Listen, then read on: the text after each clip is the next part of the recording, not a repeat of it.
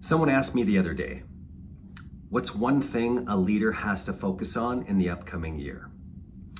Well, I'm not going to give you one, I'm going to give you 10. We're heading into a new year shortly, and next year's challenges are going to be as intimidating as they are transformative. The world isn't just changing, it's metamorphosing.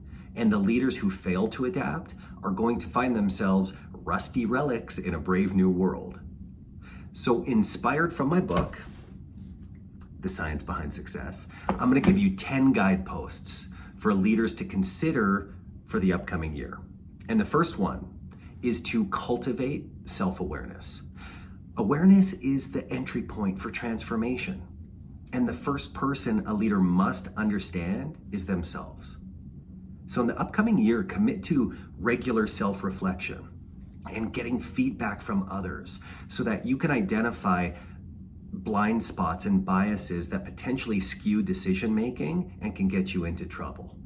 A great place to start is to get a 360-degree feedback from your peers and get a real understanding of what your reputation is inside your business.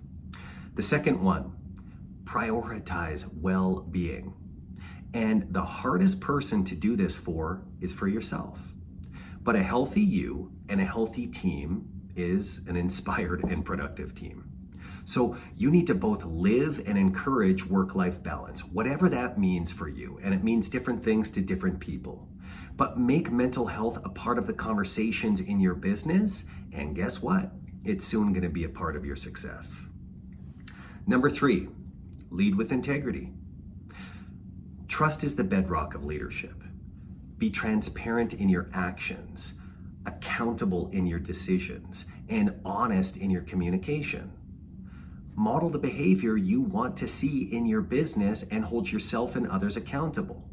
As my dear friend Craig Senek, past president of More Investment, says, there are no small breaches of integrity. Number 4, embrace change. Because the future belongs to the agile. Leaders must be willing to pivot and embrace that unfamiliar space.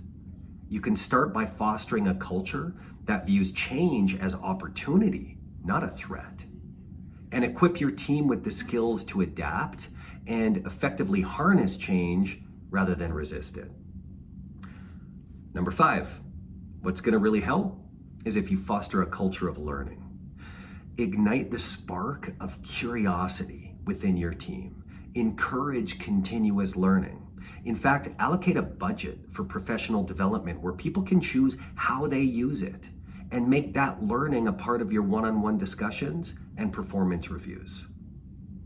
Number 6 is to promote collaboration.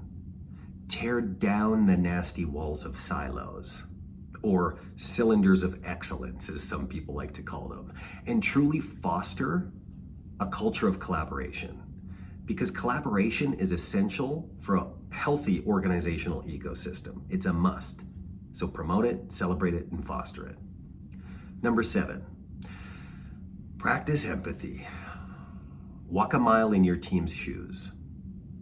This can be helpful in one-on-one, regular meetings where it can provide insight into what the people on your team's experiencing, what their perspectives are. This is where leaders can practice active listening, validating people's feelings and experiences. And something to consider, this is a tool I use in my executive coaching, this is something we teach in some of our programs, is empathy mapping. Map out and fully understand your audience's wants and their pains. This will help you deliver maximum value to the people inside and outside your organization. Encourage innovation. A mentor of mine, Dr. Peter Diamandis, says the best way to predict the future is to create it yourself.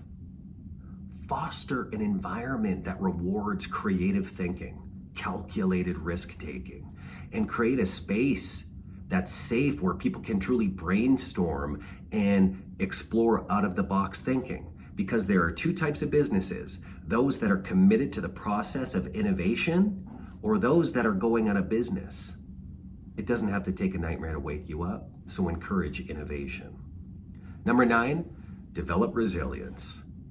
because you likely know already that the path to success is paved with setbacks. Now, the great thing about setbacks is they can be switchbacks that get you and your organization higher up the mountain. But you need to cultivate a culture that views failure as a stepping stone, not a stumbling block. So celebrate the lessons learned from failure and encourage that growth mindset in those around you.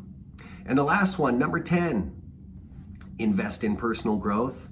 Look, the best investment a leader can make is in themselves. We're either spending our time on things today or we're investing our time and energy into creating and inventing the future of our business. So it's important for you to dedicate time, resources to personal development, whether it's through reading, going to seminars, working with an executive coach, a peer group, whatever it is.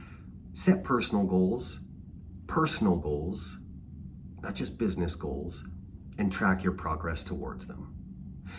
None of us can see around corners, but we can predict that the upcoming year is going to be full of new and unpredictable challenges. The good news is there's a fighter's chance for the leaders who focus on as many of these 10 things as possible. Because last year's roadmap may no longer describe the territory for the year that's coming ahead. So let go of this past year. Commit to doing the right things in the right way. And guess what? The future is yours for the taking. Let's high five to that.